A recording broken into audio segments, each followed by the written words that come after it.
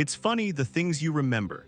Like the way the afternoon sun used to slant across the living room carpet, turning the dust motes into tiny dancing stars. Or the smell of mom's cinnamon rolls on a Saturday morning. But some memories, they're different. They're etched in your mind, sharp and clear, like a photograph you can't quite put away. This one's about my brother Mark and his wife Sarah. And a secret that simmered beneath the surface of their seemingly perfect life, a secret I ended up holding, a secret that eventually spilled out, changing everything. It wasn't my place to tell, not really. But sometimes the universe has other plans, doesn't it? Sometimes the truth, no matter how messy or painful, just needs to be revealed. It started with a look, a glance really. A fleeting moment, a flicker of something in Mark's eyes that I'd never seen before. It happened at their wedding, amidst the champagne bubbles and the forced smiles. Sarah, radiant in her white dress, was laughing at something Mark's best man said. Mark was smiling too, the perfect groom. But for just a second, when Sarah turned away, his smile faltered. His eyes drifted across the room, landing on, well, that's where the story really begins. It was the summer after I graduated college, and I was crashing at Mark and Sarah's place while I figured out my next move. Their apartment was small but cozy, nestled in a quiet neighborhood with tree-lined streets. Mark was working as a software developer and Sarah was a teacher. They seemed to have it all figured out, the picture-perfect couple. But I started noticing things, subtle shifts in their dynamic. The way Mark would avoid Sarah's touch, the hushed arguments behind their closed bedroom door. He seemed distant, like a part of him was always somewhere else. Then there were the late nights when Mark would stay up in the living room, scrolling through his phone, a look of longing on his face. I'd pretend to be asleep, but I'd hear him sigh, a deep, weary sound that spoke volumes. One night I came out to get a glass of water and I saw him. He was looking at photos on his phone, his face illuminated by the screen.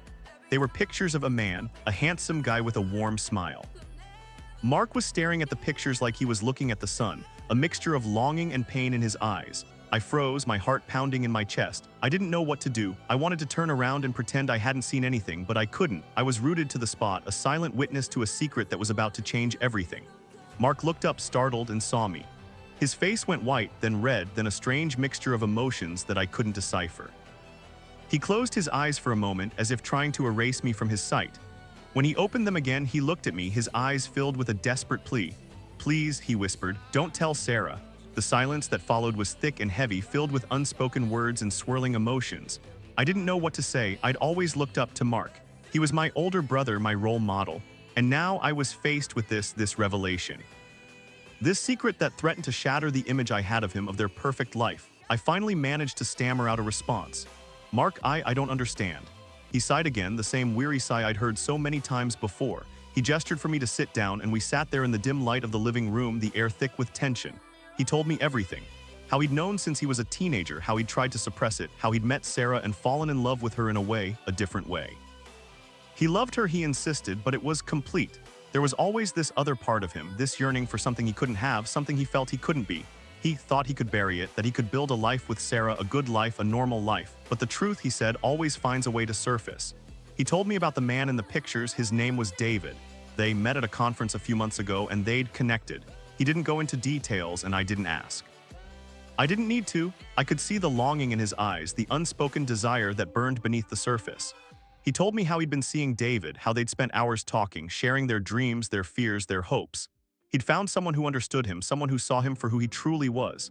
And that, he said, was both the most exhilarating and the most terrifying thing that had ever happened to him. I listened, my mind reeling, trying to process everything he was telling me. I felt a mix of emotions, shock, confusion, sadness, and a strange sense of understanding. I'd always sensed something different about Mark, something that set him apart, and now I knew what it was. It wasn't a choice, it wasn't a phase, it was just him. And as much as it complicated things, as much as it threatened to turn their world upside down, I knew I couldn't judge him. He was my brother and I loved him. "What are you going to do?" I asked him, finally breaking the silence. He looked at me, his eyes filled with despair. "I don't know," he said. "I love Sarah, I do, but it's tearing me apart." He ran a hand through his hair, his face etched with worry. "I can't keep living a lie. It's not fair to her. It's not fair to me." He looked at me, his eyes pleading. "Please don't tell her. I need time. I need to figure things out." I hesitated. I knew I should tell Sarah. She deserved to know the truth, but I also knew how much it would hurt her. She loved Mark, she trusted him, and the thought of breaking her heart, of shattering her world, made my stomach churn. "Okay," I said finally. "I won't tell her, but Mark, you can't keep this up. You have to tell her eventually." He nodded, his eyes filled with gratitude. "I know," he said. "I will, I promise." But promises, as I was about to learn, are sometimes easier to make than to keep.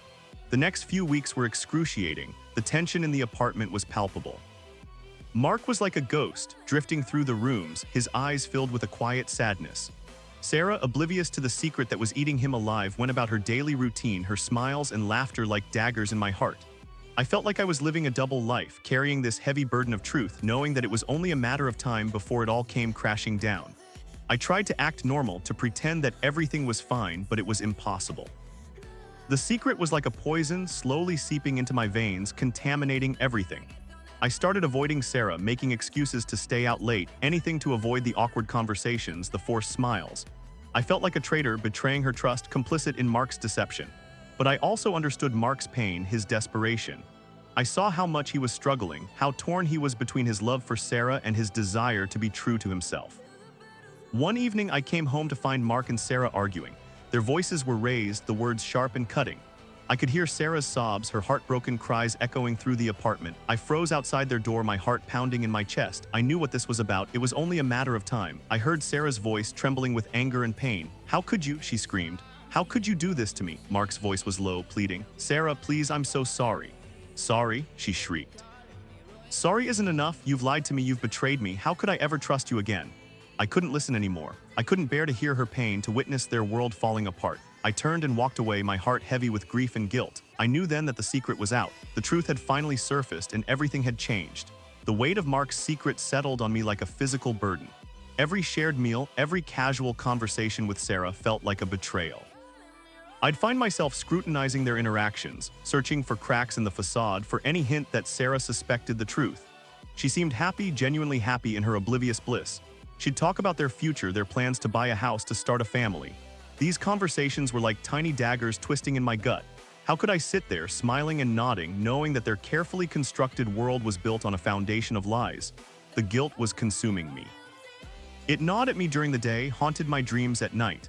I'd wake up in a cold sweat, my heart racing, the echo of Sarah's laughter ringing in my ears, juxtaposed with the image of Mark's longing gaze at the photos of David. I felt like I was living a double life, a silent accomplice in a charade that was slowly destroying me. I started avoiding Mark too. It wasn't that I blamed him. I understood his struggle, his internal conflict. But being around him, seeing the pain in his eyes, only amplified my own guilt. It was like looking in a mirror and seeing my own complicity reflected back at me.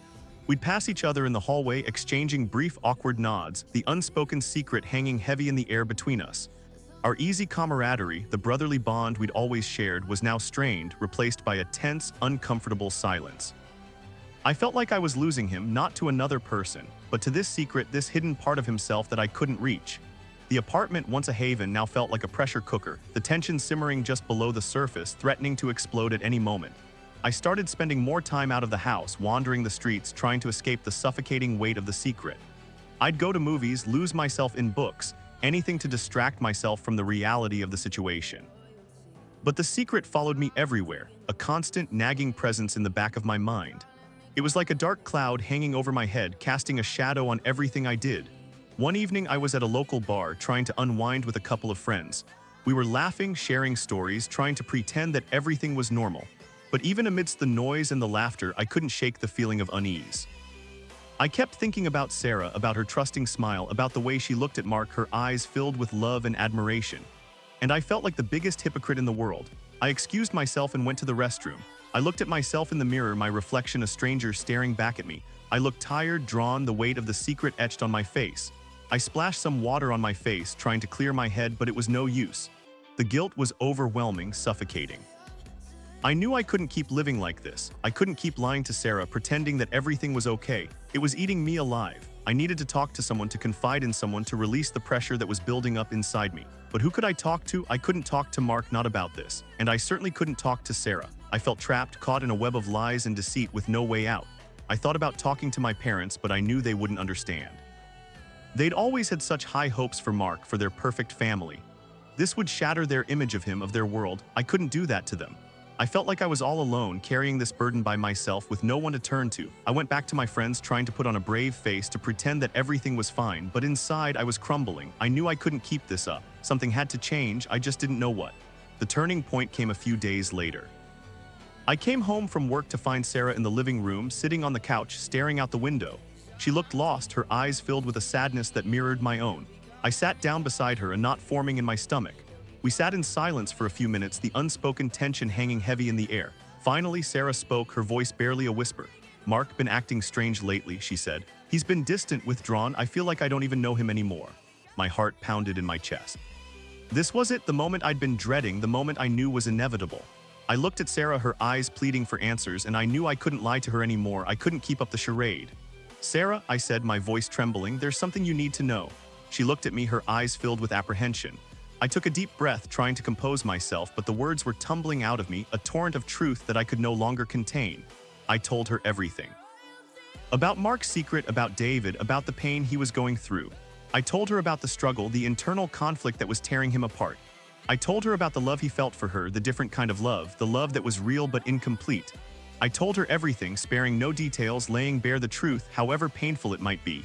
Sarah listened, her face pale, her eyes filled with shock and disbelief.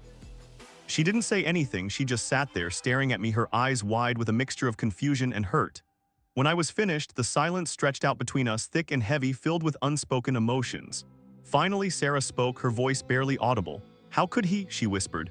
"How could he do this to me?" Her question hung in the air, unanswered, a testament to the depth of her pain. I didn't have an answer for her. All I could do was sit there beside her, feeling the weight of my complicity, the weight of the secret that had shattered her world. Tears streamed down her face, silent tears of grief and betrayal. I reached out and took her hand, squeezing it gently, offering her the only comfort I could give. She didn't pull away, she just sat there, weeping, her heart breaking into a million pieces. I felt her pain as if it were my own. I felt her confusion, her anger, her sense of betrayal. I knew that I had done the right thing, that I had finally told her the truth, but that didn't make it any easier. Seeing her pain, knowing that I had been a part of it, was like a knife twisting in my heart. We sat there for a long time in silence, the only sound the soft sobs that shook Sarah's body. Finally, she looked at me, her eyes red and swollen. "Why didn't you tell me sooner?" she asked, her voice filled with accusation. I looked at her, my own eyes filled with tears. "I didn't know what to do," I stammered. "I was trying to protect you. I was trying to protect Mark." She shook her head, her expression a mixture of sadness and anger. "Protect me?" she said. "You were protecting him, not me. You were keeping his secret while I was living a lie." Her words hit me like a punch in the gut. She was right. I had been protecting Mark at the expense of her feelings, at the expense of her trust. I had been so caught up in his pain, in his struggle, that I had forgotten about hers. I had forgotten that she deserved to know the truth, no matter how painful it might be. "I'm sorry," I said, my voice choked with emotion. "I'm so sorry, Sarah. I should have told you sooner." She didn't say anything. She just looked at me, her eyes filled with a deep, unshakable sadness. And in that moment, I knew that everything had changed. The secret was out, the truth had been revealed, and the world as we knew it would never be the same again. The aftermath of my confession was a whirlwind of emotions. Sarah was devastated, understandably so. The foundation of her life, the image of her perfect marriage, had crumbled before her eyes. She moved out of the apartment the next day, packing her belongings in a daze, her movements mechanical, her eyes hollow. She didn't say much to Mark, just a few clipped words, her voice cold and distant. He stood there watching her, his face a mask of pain and regret. He didn't try to stop her. He knew he couldn't. He had broken her trust, shattered her heart, and there was nothing he could say or do to fix it. The apartment felt empty without her, the silence deafening. Mark and I moved through the space like ghosts, avoiding each other, the unspoken secret hanging heavy in the air between us. He spent most of his time in his room, the door closed, the silence punctuated by the occasional muffles. I knew he was hurting, but I didn't know how to reach him. The brother I had known, the brother I had looked up to, was lost somewhere beneath the weight of his secret, beneath the wreckage of his marriage. I tried to talk to him a few times, to offer him some comfort, but he just brushed me off, his eyes filled with a self-loathing that I couldn't penetrate. He needed time, he said, time to process everything, time to figure things out. But I knew that time wouldn't heal this wound easily. The damage was done, the trust was broken, and the scars would run deep. I felt responsible in a way for what had happened. I had kept his secret, I had been complicit in his deception, and now Sarah was gone, their marriage was over, and Mark was a shell of his former self. The guilt was crushing me. I felt like I had betrayed both of them, caught between their pain, unable to fix what I had helped to break. Sarah's absence left a gaping hole in the apartment, a void that echoed with the memories of her laughter, her warmth, her presence. I missed her more than I had expected. She had become a part of our family, a part of my life, and now she was gone, leaving behind a trail of broken promises and shattered dreams. I thought about her a lot, wondering how she was coping, wondering if she was okay. I tried to reach out to her a few times, sending her texts, leaving her voicemails, but she didn't respond. I understood she needed space, she needed time to heal. but I couldn't shake the feeling that I had let her down, that I had failed her. I had been her friend, her confidant, and I had kept this devastating secret from her, a secret that had ultimately destroyed her marriage. I felt like a traitor, a betrayer of her trust. I knew that she would never forgive me, and I didn't blame her. I didn't deserve her forgiveness. I had chosen Mark's side, I had prioritized his secret over her feelings, and I had lost her in the process. The realization was a bitter pill to swallow. I had lost my brother in a way, and I had lost my friend. The weight of my choices pressed down on me, suffocating me, leaving me feeling isolated and alone. I started to question everything, my motives, my actions, my loyalties. Had I done the right thing? Was telling Sarah the truth the best course of action? Or had I just made things worse, creating more pain and suffering for everyone involved? The answers eluded me, lost in the tangled web of emotions that consumed me. The days that followed were a blur. I went to work, I went through the motions, but my heart wasn't in it. I was just going through the motions, trying to survive, trying to navigate the wreckage of my life. I avoided Mark as much as possible. I couldn't bear to look at him, to see the pain in his eyes, to be reminded of my complicity in his deception. We were like strangers in the same apartment, sharing the same space, but living in separate worlds. The silence between us was thick with unspoken words, with regret, with pain. I felt like I was walking on eggshells, afraid to say or do anything that might trigger another explosion of emotions. The apartment, once a symbol of family and togetherness, now felt like a prison, a place of isolation and despair. I longed for the days when Sarah was there, when laughter filled the rooms, when we were all a family. Those days seemed like a distant memory, a dream that had vanished in the harsh light of reality. I started to withdraw from everyone, isolating myself from my friends, from my family. I didn't want to talk to anyone about what had happened. I was ashamed, embarrassed, and consumed by guilt. I felt like I had failed everyone, that I had made a mess of everything. I was lost, adrift in a sea of emotions, with no compass to guide me, no anchor to hold on to. I felt like I was drowning, slowly sinking beneath the weight of my secrets, my lies, my regrets. I didn't know how to escape, how to find my way back to the person I used to be. I was trapped in a cycle of pain and despair with no hope of redemption. One evening I came home to find Mark sitting in the living room, his face illuminated by the soft glow of the lamp. He looked up when I came in, his eyes red and swollen. He had been crying. I hesitated, unsure of what to do. I didn't want to talk to him, but I knew I couldn't avoid him forever. We were brothers, after all, bound by blood, by shared experiences, by a history that stretched back to our childhood. I sat down on the couch opposite him, the silence stretching out between us thick and heavy. Finally, Mark spoke, his voice hoarse, barely a whisper. "I messed up," he said. "I messed up everything." I didn't say anything, I just listened. He went on, his voice filled with regret and self-loathing. He talked about Sarah, about how much he loved her, about how he had never meant to hurt her. He talked about David, about the connection he felt with him, about the longing that had consumed him. He talked about the secret, about the burden he had carried for so long, about the lies he had told, about the pain he had caused. He talked for hours, pouring out his heart, his soul, his regrets, and I listened. I listened without judgment, without interruption, just listening to the pain of my brother, the brother I had lost, the brother I was now slowly beginning to find again. When he was finished, the silence returned, but it was different this time. It wasn't a silence of tension and resentment, but a silence of understanding, of shared pain, of a fragile connection slowly beginning to heal. He looked at me, his eyes filled with a desperate plea. "Can you ever forgive me?" he asked. I looked at him, at the brother I had known and loved, at the brother who had made a mistake, a terrible mistake, but who was still my brother. And I knew that I couldn't hold on to the anger, the resentment, the pain any longer. It was time to let go, to forgive, to heal. "Yes, Mark," I said, my voice choked with emotion. "I forgive you." He looked at me, his eyes filled with tears. "Thank you," he whispered. "Thank you for being my brother." And in that moment, I knew that we would be okay. We would never be the same, things would never be the way they were before, but we would be okay. We would find our way back to each other, we would rebuild our relationship, we would heal. The road ahead would be long and difficult, but we would face it together as brothers, as a family. The secret was out, the truth had been revealed, and the healing had begun. The fragile truce between Mark and me was a starting point, a tentative step towards healing the deep wounds that had been inflicted. The apartment still felt cavernous, the echoes of Sarah's absence a constant reminder of the pain we had all endured. Mark began to slowly emerge from his self-imposed isolation. He started spending more time in the living room, sometimes just sitting quietly, staring out the window, lost in his thoughts. He'd occasionally venture out for walks, returning with a slightly less haunted look in his eyes. He even started talking about his feelings, his struggles, his hopes for the future, however uncertain they might be. These conversations were awkward at first, filled with hesitant pauses and unspoken emotions. But gradually we began to reconnect, to rebuild the bridge that had been almost completely destroyed. We talked about everything, about Sarah, about David, about his sexuality, about the pain he had caused. He didn't shy away from the difficult topics. He faced them head-on with a raw honesty that I had never seen before. He admitted his mistakes, his regrets, his self-loathing. He acknowledged the pain he had inflicted on Sarah, the betrayal she had felt, the damage he had done to their marriage. He didn't make excuses. He didn't try to justify his actions. He simply owned them, taking full responsibility for the choices he had made.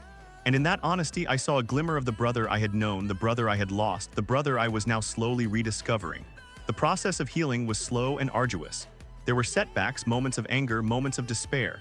Mark would sometimes retreat back into his shell, overwhelmed by the weight of his emotions. I would get frustrated, impatient, wanting him to just move on, to put the past behind him. But I learned to be patient, to be understanding, to offer him the support he needed without judgment, without conditions. I realized that healing wasn't a linear process. It was a journey with twists and turns, with ups and downs. There were days when we would talk for hours, sharing our thoughts, our feelings, our hopes for the future. There were days when we would sit in silence, just being together, sharing the unspoken bond of brotherhood. And there were days when we would argue, our voices raised, the old resentments resurfacing. But through it all, we kept trying, we kept communicating, we kept rebuilding. We learned to listen to each other, to understand each other's pain, to forgive each other's mistakes. We learned to accept each other for who we were, flaws and all. And slowly, gradually, we began to heal. The scars were still there, they would always be there, but they were no longer open wounds. They were reminders of the past, but they didn't define us. They were a part of our story, a part of our journey, but they didn't dictate our future.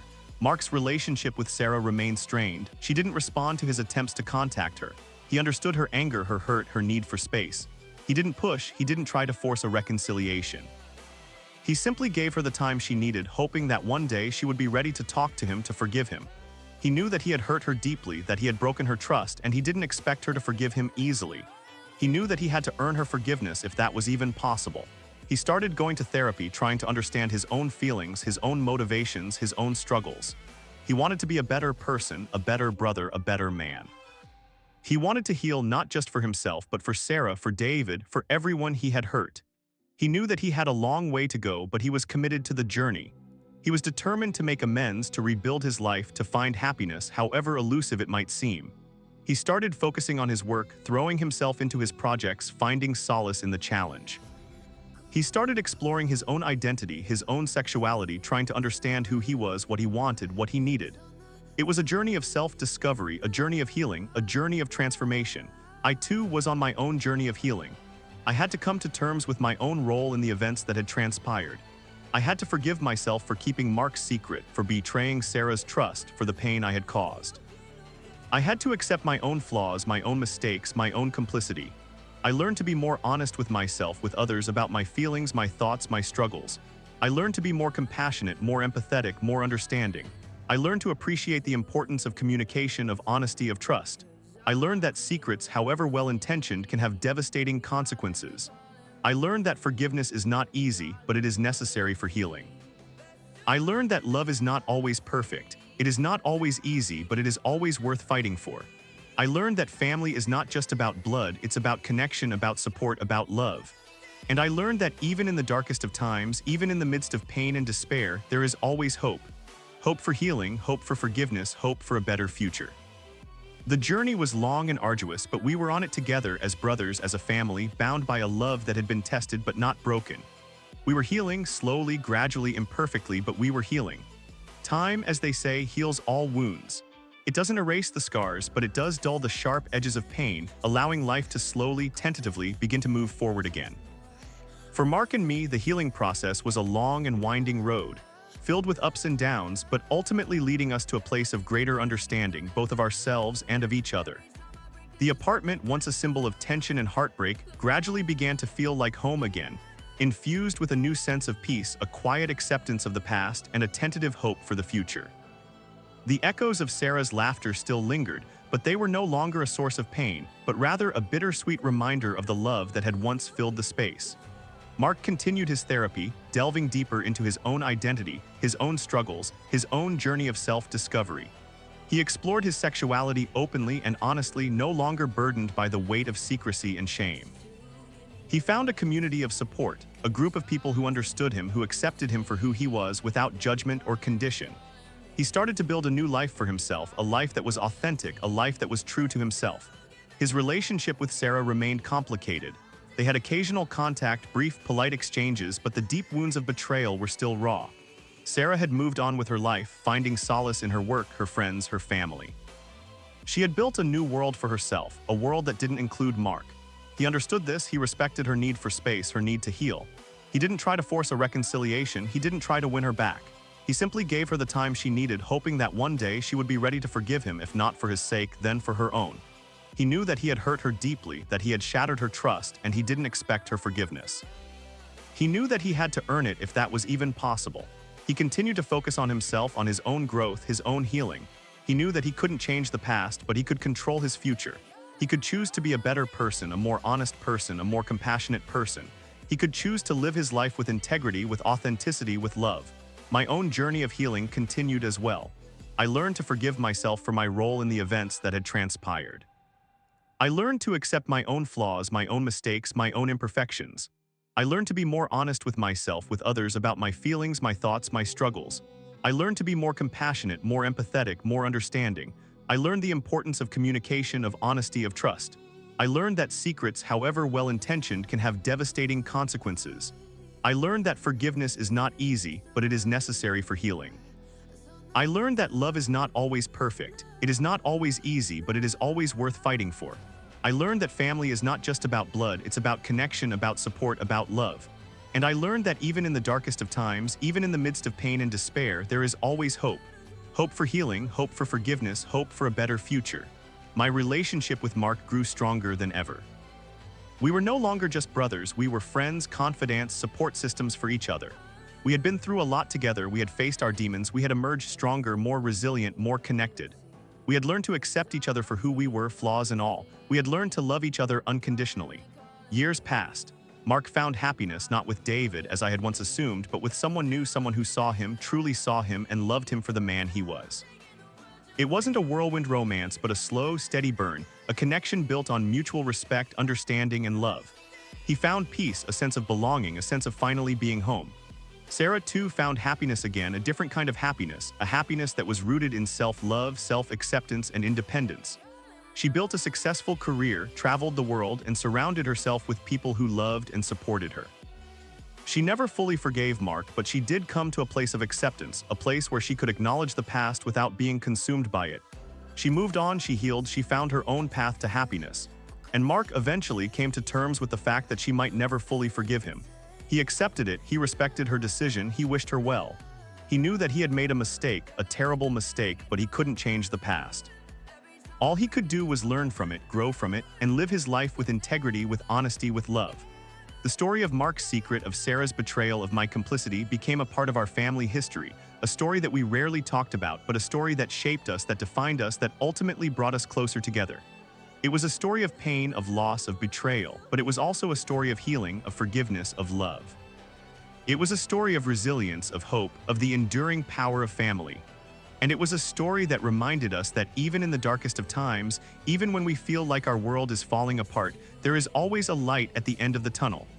There is always hope for healing, hope for forgiveness, hope for a better future. And sometimes the secrets we keep, the lies we tell, the mistakes we make, can ultimately lead us to a place of greater understanding, a place of greater love, a place of greater truth. They can break us, but they can also make us stronger, more compassionate, more resilient. They can teach us the true meaning of love, the true meaning of family, the true meaning of life. And in the end, that's all that matters. Wow, just like life, our stories take unexpected turns, don't they? If you're craving more tales that explore the complexities of relationships, the drama of everyday life, and those moments that truly hook you in, then you're in the right place. Subscribe now and never miss a new video. We're creating stories that resonate, that stir emotions, and that keep you wanting more. Give this video a thumbs up if you enjoyed the ride, and let us know your thoughts in the comments below. Until next time, keep those hearts open and those minds curious.